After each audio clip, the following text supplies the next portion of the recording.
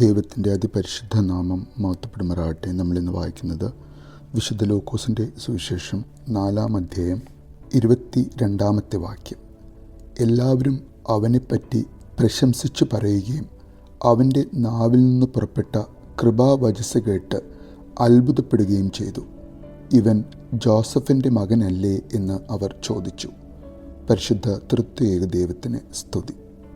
തന്നെ അല്പസമയത്തിനെങ്കിലും പ്രശംസിച്ച് പറയുന്ന തൻ്റെ സ്വന്തം നാട്ടിലെ ആ സിനഗോഗിൽ വന്ന അത്രയും ആളുകൾ, ഇവൻ നമ്മുടെ കൂടെയുള്ള നമ്മുടെ സ്വന്തം നാട്ടുകാരനായ ജോസഫിൻ്റെ മകനല്ലേ എന്ന് പരസ്പരം കൗതുകത്തോടെ അവനെക്കുറിച്ച് സംസാരിക്കുന്ന ആളുകൾ, തൻ്റെ നാവിൽ നിന്നും പുറപ്പെട്ട കൃപാവചസ്സ് കേട്ട് തന്നിൽ അത്ഭുതപ്പെടുന്ന തൻ്റെ സ്വന്തം നാട്ടുകാർ. എന്താണ് അപ്പോൾ അവൻ്റെ നാവിൽ നിന്നും പുറപ്പെട്ട ആ വചനം, ആ കൃപാവചസ്സ്? നിങ്ങൾ കേട്ടിരിക്കെ തന്നെ ഇന്ന് ഈ തിരുവെഴുത്ത് യെശയ്യാവിൻ്റെ പ്രവചനം നിറവേറിയിരിക്കുന്നു എന്ന അവൻ്റെ വചനത്തിലാണ് അവർ അല്പസമയത്തിനെങ്കിലും അവനിൽ അത്ഭുതപ്പെടുന്നത്. ദരിദ്രരെ സുവിശേഷം അറിയിക്കാൻ അവിടുന്ന് എന്നെ അഭിഷേകം ചെയ്തിരിക്കുന്നു.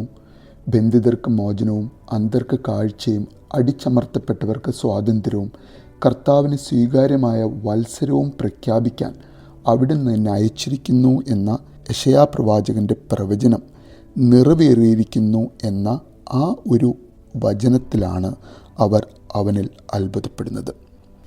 എന്നാൽ നമ്മൾ കാണുന്നുണ്ട്, ഇതേ ആളുകൾ എല്ലാവരും കോപാകുലരാകുന്നതും അവനെ പട്ടണത്തിൽ നിന്ന് പുറത്താക്കി അവനെ അവസാനിപ്പിക്കുവാൻ മുതിർന്ന് തങ്ങളുടെ പട്ടണം സ്ഥിതി ചെയ്യുന്ന മലയുടെ ശൃംഗത്തിൽ നിന്നും താഴേക്ക് തള്ളിയിടാനായി അവനെ കൊണ്ടുപോകുന്നതും കാണുന്നുണ്ട്. ഇന്ന് നമ്മുടെ ഇടയിലും അന്നത്തെ നസ്രത്തിലെ നാട്ടുകാരെപ്പോലെ അവൻ ജീവിതത്തിൽ ഇടപെടുമ്പോൾ, ജീവിതത്തിൽ പ്രതീക്ഷിക്കാത്ത നല്ല കാര്യങ്ങൾ അവൻ നമുക്ക് തരുമ്പോൾ, അവൻ്റെ സൗഖ്യദാനം നമുക്ക് ലഭിക്കുമ്പോൾ, അവൻ്റെ ഹൃദയ സമാധാനം നമ്മൾ ധാരാളമായി ആസ്വദിക്കുമ്പോൾ, നമ്മുടെ ജീവിതത്തിൽ സന്തോഷം വന്ന് നിറയുമ്പോൾ നന്ദിയോടെ അവനെ നോക്കുവാൻ,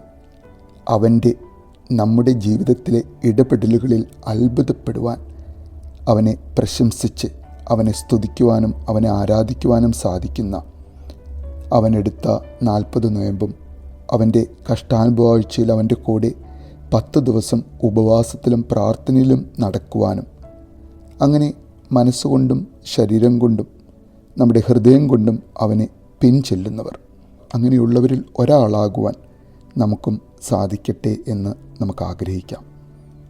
അവനിൽ അത്ഭുതപ്പെടുന്ന, അവനെ പ്രശംസിച്ച് പറയുന്ന, അവനെ സാക്ഷ്യപ്പെടുത്തുന്ന ഒരു വ്യക്തി ജീവിതത്തിൻ്റെ സായാഹ്നം വരെ അങ്ങനെ ജീവിക്കുവാൻ നമുക്ക് ഓരോരുത്തർക്കും സാധിക്കണം. നമ്മുടെ ജീവിതത്തിൽ വരുന്ന ചില സഹനങ്ങൾ, നമുക്ക് ജയിക്കുവാനായി അവൻ തരുന്ന ചില പരീക്ഷകൾ, അവനിലുള്ള നമ്മുടെ സ്നേഹം, അവനിലുള്ള നമ്മുടെ അത്ഭുതം കുറയ്ക്കുവാൻ ഇടവരുന്നുണ്ടോ?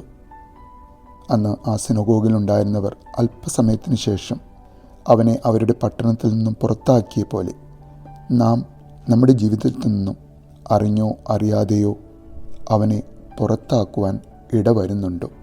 അങ്ങനെ ഉണ്ടാകാതിരിക്കട്ടെ എന്ന് നമുക്ക് ആഗ്രഹിക്കാം, പ്രാർത്ഥിക്കാം. നല്ലൊരു ദിവസം നേരുന്നു.